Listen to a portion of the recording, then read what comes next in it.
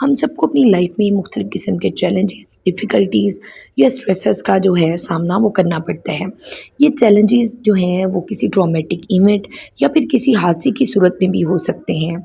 अगर आप अपनी लाइफ में किसी किस्म का फेलियर फेस करते हैं या फिर किसी लव वन की डेथ का आपको सामना करना पड़ता है या फिर आपने किसी ऐसे इवेंट को जो कि लाइफ थ्रेटनिंग था उसके आप आई विटनेस थे, तो ये भी एक उसकी किस्म हो सकती है। अब पर्सन टू पर्सन जो है वो सिचुएशन वेरी करती है। कुछ लोग हादसात से ख़ुद को बहुत जल्द बाहर निकाल लाते हैं और अपनी ज़िंदगी में वापस मूव ऑन कर जाते हैं। पर कुछ लोग ऐसे होते हैं जो कि वहीं पर स्टक हो जाते हैं उस ट्रॉमा में या उस ट्रॉमेटिक इवेंट में या उस हादसे में ऐसा उलझ जाते हैं कि वो अपनी ज़िंदगी में वापस मूव नहीं कर पाते, जिसकी वजह से उनकी पर्सनल, उनकी प्रोफ़ेशनल और उनकी जो सोशल लाइफ़ है वो सब जो है वो डिस्टर्ब होती है। आज मैं आप लोगों के साथ एक ऐसे डिसऑर्डर को डिस्कस करने जा रही हूँ जो कि बहुत कॉमन है, PTSD, post traumatic stress disorder. और अगर बात की जाए इसकी रेशो की तो कंपैरेटिवली फ़ीमेल्स जो हैं वो बहुत ज़्यादा इससे मुतासिर होती हुई नज़र आती हैं।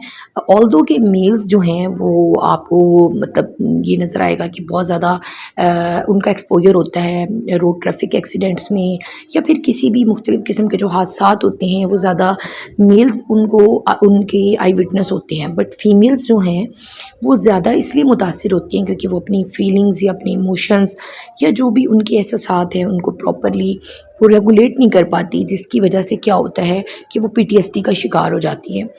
आज मैं आप लोगों को सबसे पहले तो ये चीज़ क्लियर करना चाहूँगी इस वीडियो के थ्रू कि आप लोगों ने आइडेंटिफ़ाई करना है कि कब आप पीटीएसडी का शिकार हैं और कब आप एक्यूट जो है स्ट्रेस डिसऑर्डर का शिकार हैं। क्योंकि मोस्टली ऐसा होता है कि हमारे पास लैक ऑफ अवेयरनेस की वजह से बहुत सारे लोग जो कि पीटीएसडी का शिकार होते हैं और वो कॉम्प्रोमाइज़्ड होते हैं, क्योंकि अक्सर लोग ये समझते हैं कि ये एक नॉर्मल स्ट्रेस है। तो नॉर्मल स्ट्रेस जो है जी, इसकी वजह से ये सब हो रहा है, तो वो उसको इतनी इम्पोर्टेंस ही नहीं देते कि उसके इलाज की तरफ उसको लेकर जाएँ। तो इससे क्या होता है कि पेशेंट बहुत ज़्यादा कॉम्प्रोमाइज़्ड होता है।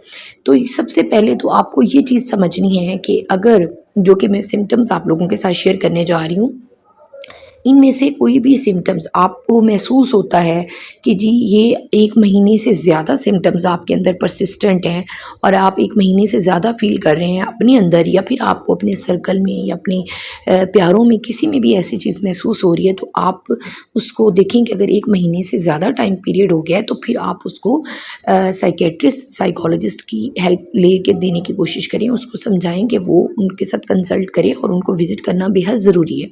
और अगर आप महसूस करते हैं कि उन सिम्पटम्स का दौरानिया जो है 1 महीने से कम है, तो तब हम उसको एक्यूट स्ट्रेस डिसऑर्डर में लाई करेंगे, तब उसको हम एक्यूट स्ट्रेस डिसऑर्डर कहेंगे, क्योंकि दौरानिया जो है वो 1 मंथ से लेस है।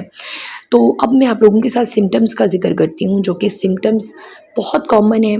कोई भी इंसान जब कोई भी मुख्तलिफ़ किस्म के हादसात हो सकते हैं, कोई ज़रूरी नहीं है कि कोई फेलियर ही हो या फिर डेथ हो। कुछ ऐसे हादसात भी होते हैं कि आप कह लें अब्यूज़िव बिहेवियर या अब्यूज़िव कोई ऐसा इवेंट है जो कि आप कह लें कि लाइक रेप वग़ैरह का या कुछ ऐसा। ऐसी चीज़ों की वजह से भी बहुत सारे लोग ट्रॉमा का शिकार हो जाते हैं, या उनके चाइल्डहुड में कोई ऐसा ट्रॉमेटिक इवेंट था, या खुदा न ख़ास्ता जैसे ज़िलज़िला आता है कुछ इलाकों में और उसके बाद भी बहुत सारे लोगों में ये रेशो देखी जाती है, या फिर आपने अपने सामने किसी ऐसी चीज़ को आई विटनेस किया है जो कि बहुत ही ज़्यादा आप कह लें कि डेंजरस थी, लाइफ थ्रेटनिंग थी, और आपने खुद आपके साथ वो इवेंट नहीं हुआ बट आपने उसको देखा है।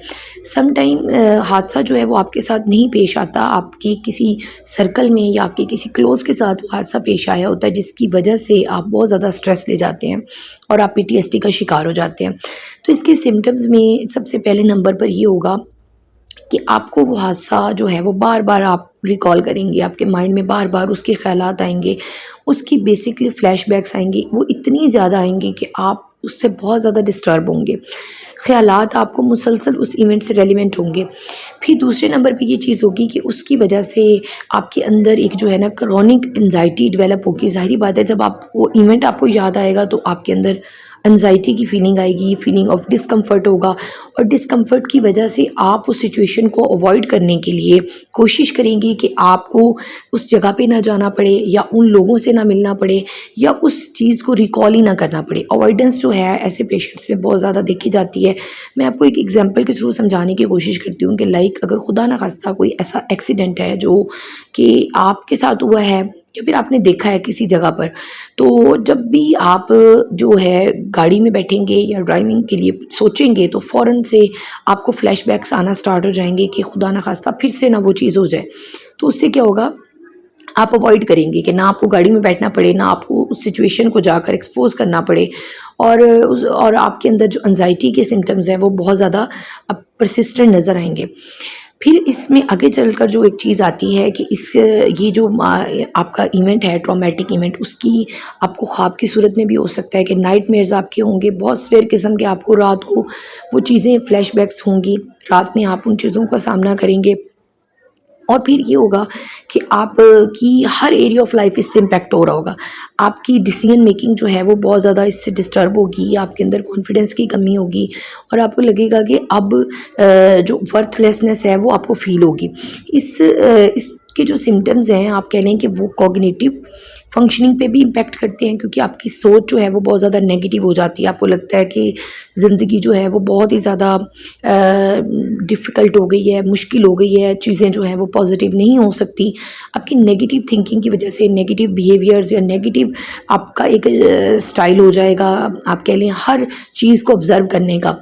और कॉग्निटिव सिम्पटम्स भी इसके आएंगे, इसके साइकोलॉजिकल सिम्पटम्स भी आएंगे जैसा कि मैंने आपके साथ पहले शेयर किए हैं, और फिर इमोशनल सिम्पटम्स भी इसके आपको नज़र आएंगे। इमोशनली भी ये जो बंदा है वो काफ़ी डिस्टर्ब होगा। तो सोशल लाइफ इसकी इस तरह से डिस्टर्ब होगी कि वो लोगों से मिलना जुलना और बाकी तमाम मामलात जो हैं वो क्विट कर देगा। ये जो ड्यूरेशन मैंने आपके साथ स्टार्ट में ज़िक्र कर दी थी कि अगर 1 महीने से ज़्यादा का टाइम पीरियड हो रहा है तो फिर आपको जो है साइकोलॉजिकल हेल्प लेने की बेहद ज़रूरत है। आप साइकोलॉजिस्ट को, साइकियाट्रिस्ट को कंसल्ट करें।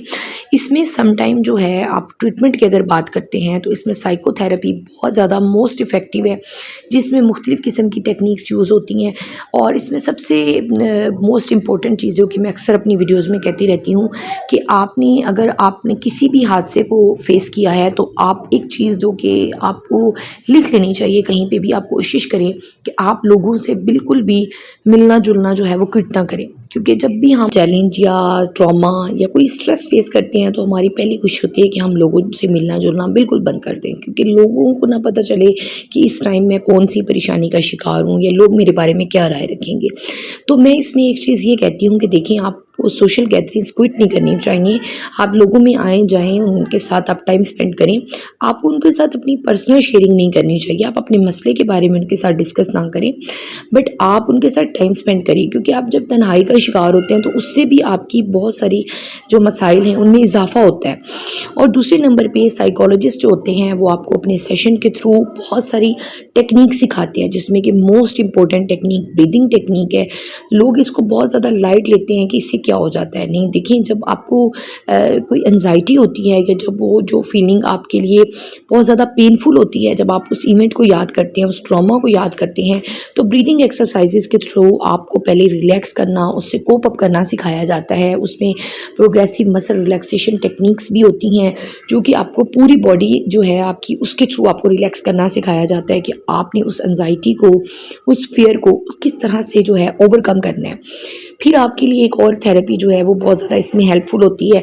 EMDR जो है वो भी प्लान की जाती है और एक प्रॉपर हिरार्ची तैयार की जाती है। सबसे पहले नंबर पे जो कि एक लेस फियर वाली चीज़ है। लेट्स सपोज कि आपने रोड एक्सीडेंट की हम एग्जांपल दोबारा ले लेते हैं कि देखिए, अगर फॉर एग्जांपल उसका सोचते ही आपको थोड़ी सी एंजाइटी होती है तो पहले नंबर पर हम वो चीज़ लिख लेंगे। फिर अगर आप उसके बारे में गाड़ी में बैठते हैं तो आपको ज़्यादा एंजाइटी होती है, क्योंकि ज़ाहिर बात है गाड़ी से ही आपने एक्सीडेंट को फेस किया था ना, तो गाड़ी में आपको बैठती है एंजाइटी ज़्यादा होती है। फिर जब अगर आप गाड़ी को स्टार्ट करने के बारे में सोचें तो उससे ज़्यादा एंजाइटी होती है, और अगर आप सोचें कि आप गाड़ी चलाकर बाहर रोड पर ले जाएं तो फिर उससे भी ज़्यादा एंजाइटी होती है। इस तरह करके हम प्रॉपर एक हायरार्की तैयार करते हैं। सबसे कम फेयर वाली बात को पहले नंबर पर लिखते हैं, ज़ीरो से स्टार्ट करके 10 तक ले जाते हैं। तो समझाने का मकसद ये है कि आहिस्ता-आहिस्ता जो है ना ग्रेजुअली आपको आपके फ़ियर या जो आपका आपके लिए के ट्रॉमा है उसके साथ एक्सपोज़ करवाया जाता है।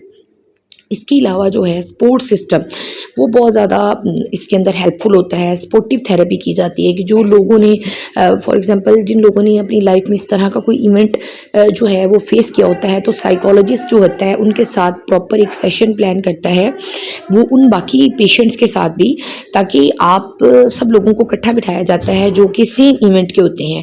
तो वो एक दूसरे से उनको मोटिवेशन मिलती है कि मुख्तलिफ़ किस्म के वो आइडियाज़ शेयर करते हैं और उनको लगता है कि सिर्फ वो अकेले ही नहीं हैं इसका शिकार, और भी बहुत सारे जो लोग हैं उन्होंने भी इससे कोप अप किया है और इस इशू से बाहर निकल समथिंग वो इतना ज़्यादा ट्रॉमेटिक होता है कि वो पेशेंट अपने कॉन्शियस में उस इवेंट को लेकर ही नहीं आना चाह रहा होता। साइकोलॉजिस्ट जो हैं वो अपने सेशन के थ्रू उनको आहिस्ता आहिस्ता कोशिश करते हैं कि वो उस इवेंट को रिकॉल करें, क्योंकि उनका माइंड बहुत ज़्यादा उसके लिए रजिस्ट कर रहा होता है ताकि वो चीज़ ना याद की जाए। जब उसको कॉन्शियस में लेकर आया जाता है तो उससे क्या होता है कि चीज़ें जो हैं वो क्लैरिटी की तरफ जाती हैं और पेशेंट कॉन्शियसली उस चीज़ को समझने की कोशिश करता है और आहिस्ता आहिस्ता जो चीज़ें हैं वो बेहतर होती हैं। तो आई होप इस वीडियो के थ्रू जो है आपको बहुत सारी चीज़ों की क्लियरेंस हुई होगी कि जब आपको एक्यूट स्ट्रेस डिसऑर्डर है तो उसमें आपने क्या करना है, और जब आप पीटीएसडी का शिकार हैं तो उस वक्त आपने कौन सी आपको एवेल्युएशन या हेल्प की ज़रूरत है। मुख्तलिफ़ किस्म के स्केल्स होते हैं जिनके थ्रू ये देखा जाता है कि आपको पीटीएसडी जो है वो माइल्ड है, मॉडरेट है या सीवियर लेवल का है। तो इसमें आपको जो है साइकोलॉजिकल हेल्प बेहद ज़रूरी है, वो लेनी चाहिए ताकि आप अपनी लाइफ में क्वालिटी ऑफ लाइफ की तरफ जाएं और बहुत जल्द उस ट्रॉमा से, उस स्ट्रेस से खुद को बाहर निकाल सकें। और खुदारा आप अपनी लिए और आपकी बाकी आपके सर्कल में जिनमें आप महसूस करते हैं कि वो बहुत ज़्यादा पेन में हैं या वो तकलीफ़ में हैं और वो हेल्प नहीं लेना चाह रहे लैक ऑफ अवेयरनेस की वजह से, कि साइकोलॉजिकल हेल्प से वो किस तरह से अपनी चीज़ों को इम्प्रूव कर सकते हैं और क्वालिटी ऑफ लाइफ की तरफ वापस जा सकते हैं। आई होप ये वीडियो जो है वो आपके लिए हेल्पफुल रही होगी। अगर आपको वीडियो पसंद आए तो वीडियो को लाइक, शेयर, कमेंट कीजिएगा और मेरे चैनल को सब्सक्राइब करना जो है वो बिल्कुल ना भूलिएगा। अपना और अपने प्यारों के साथ बहुत सारा ख्याल रखिएगा। Take care. अल्लाह हाफिज़।